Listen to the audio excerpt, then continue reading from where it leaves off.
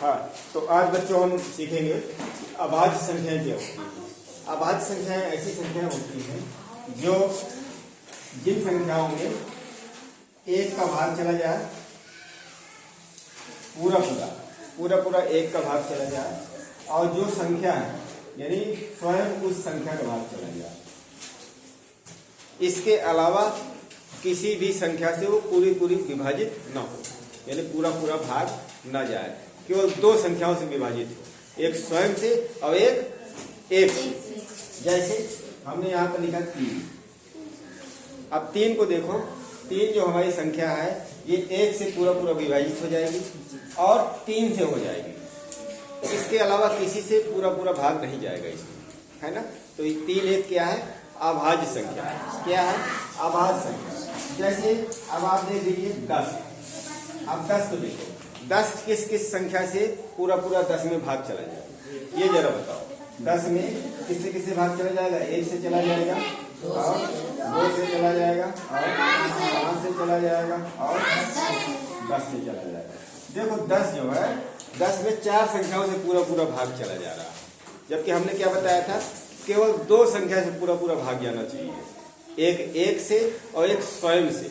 इसका मतलब 10 क्या है? अभाज्य संख्या है कि नहीं है? अभाज्य संख्या नहीं है, यह एक भाज्य संख्या है। क्या है? भाज्य संख्या।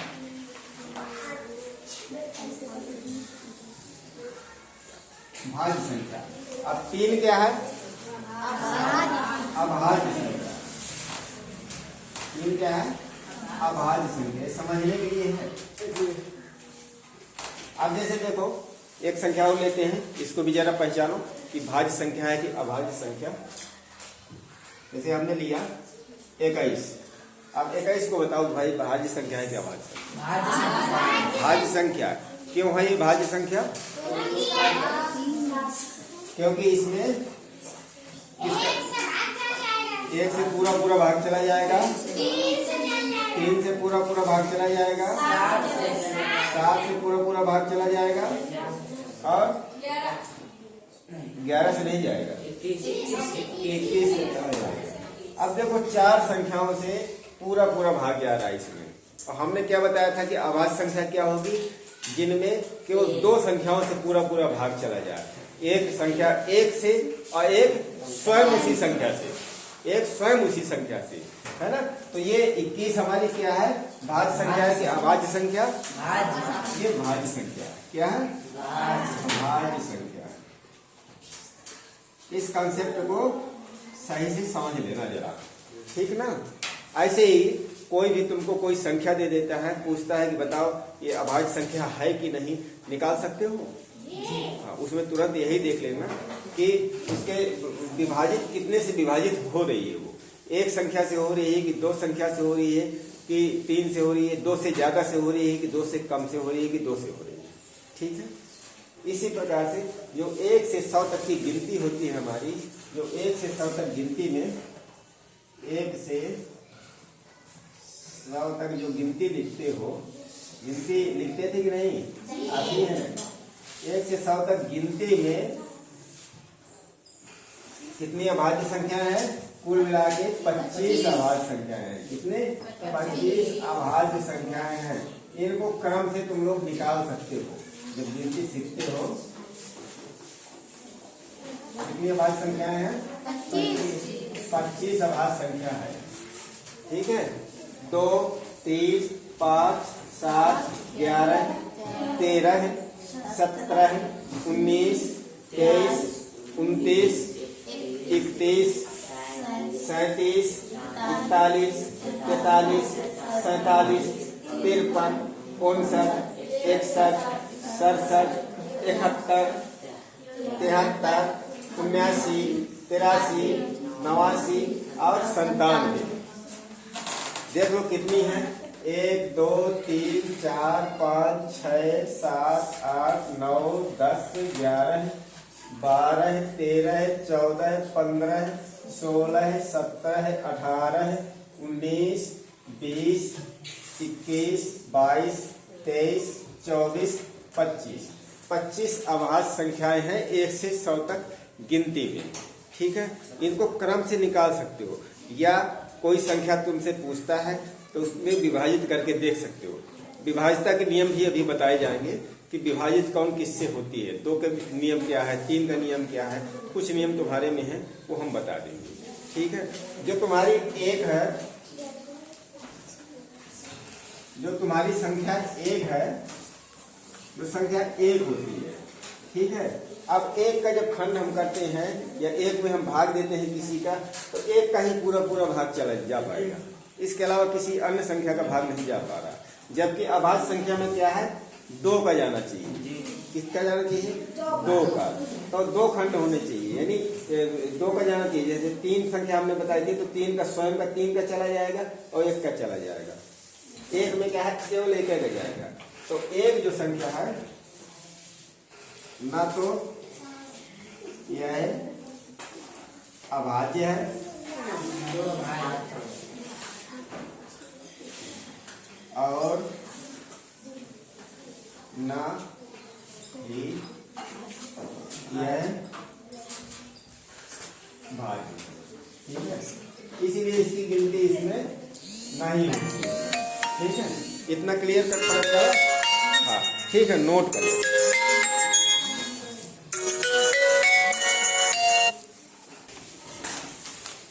तो ये नोट हो गया सभी का, हाँ यहाँ से निकालें।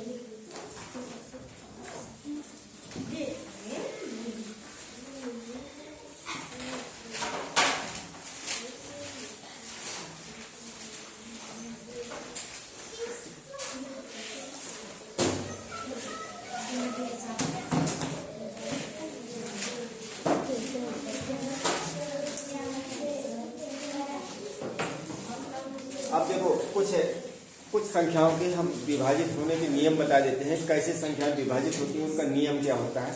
ज़्यादा नहीं, कम से कम 2-3 संख्याओं का नियम याद रखना, जो ज़्यादातर तुम्हारे में प्रयोग होनी है, ठीक है।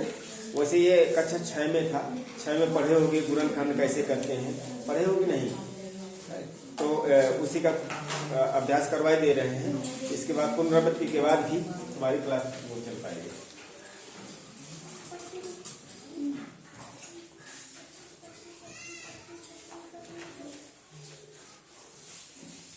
कौन सी संख्या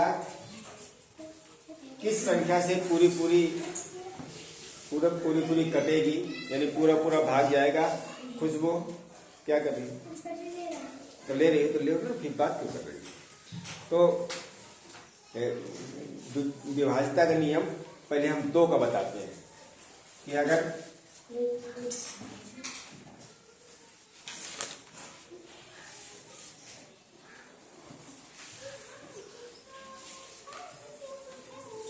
दो का नियम क्या है, तो देखो लिखना नहीं, कोई भी संख्या दी हुई हो, कोई भी संख्या A to Z दी हुई हो, तुम उसको देख करके बता सकते हो कि इसमें 2 का पूरा पूरा भाग जाएगा कि नहीं जाएगा। वो कैसे देख लेना है। यदि इकाई के स्थान पर, इकाई जान गए जी, इकाई दहाई जो करते हैं वो दाहिने हाथ से करते हैं, बाएं हाथ से करते हैं।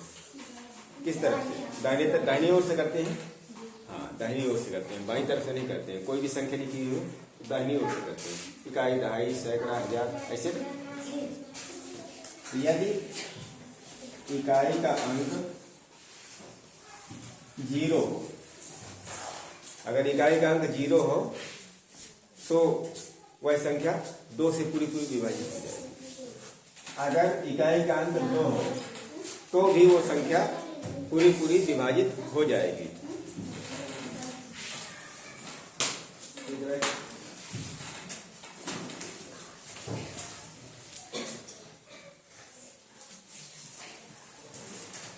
पढ़ाते समय बात नहीं किया जाता, ठीक है, सीधे रह जाता है। तो अगर इकाई का अंक 0, जैसे हमने कोई संख्या दी 0, अब देखो इकाई में क्या है 0 है, इसका मतलब ये 2 से पूरी कट जाएगी, विभाजित हो जाएगी ना, ऐसे बता रहे हैं। अगर कोई संख्या दी हुई है उसमें इकाई का अंक 2 हो, जैसे हमने लिखा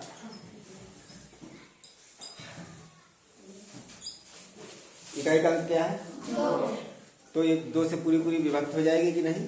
हो जाएगी। इसी प्रकार से अगर इकाई का अंक 4 हो, इकाई का अंक 6 हो, 8 हो, तो वह संख्या 2 से पूरी पूरी विभाजित होगी।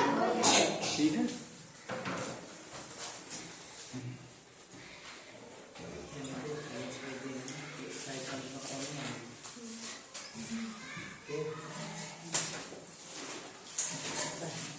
दो से पूरी पूरी बात नहीं भाई, विभाजित हो जाएगी। ठीक है। जैसे देखिए, जैसे हम लोग कोई संख्या लिखी 1, 8, 4, अब इसको देख लो 2 से पूरी पूरी विभाजित हो रही कि नहीं। जैसे तुम लोग भाग देना जानते हो उसी प्रकार से भाग दे के देख लो। 2 का भाग पहला पढ़ लो, 2 दुनिया 18, हटा दिया कुछ न बचा, 4 निकाल दिया, 2 दूनी 4। अब देखो घटाया तो कुछ नहीं बचा, यानी पूरी पूरी विभाजित हो गई कि नहीं? हो गई। इसी प्रकार से अगर इकाई का अंक 0 हो, 2 हो, 4 हो, 6 हो, 8 हो, इनमें से कोई भी हो, इकाई का अंक, इकाई की बात हो रही है। तुम ये ना देख लेना कि बीच में लिखा हुआ है तो सर ने बताया था ये अंक बताए थे। हम इकाई की बात कर रहे हैं, इकाई के स्थान पर होना चाहिए। ठीक है, इकाई के स्थान पर होना चाहिए। ठीक, ये हो गया। अब दूसरा देख लो, 3 का नियम देख लो। 3 का नियम क्या है?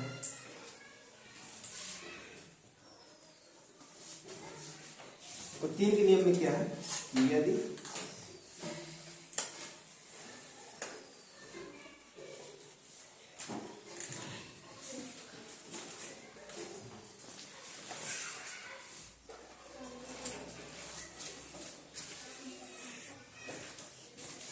अब देखो 2 का नियम तुम लोग सीख गए, कुछ है नियम तैयार कर लेना।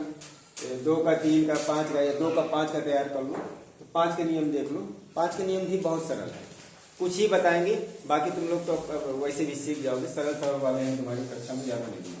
यदि इकाई का अंक 0 या 5 हो,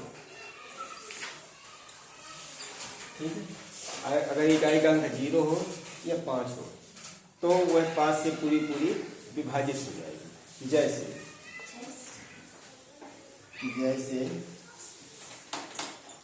हमने लिखा 955। अब देखो इकाई का अंक 5 है कि नहीं?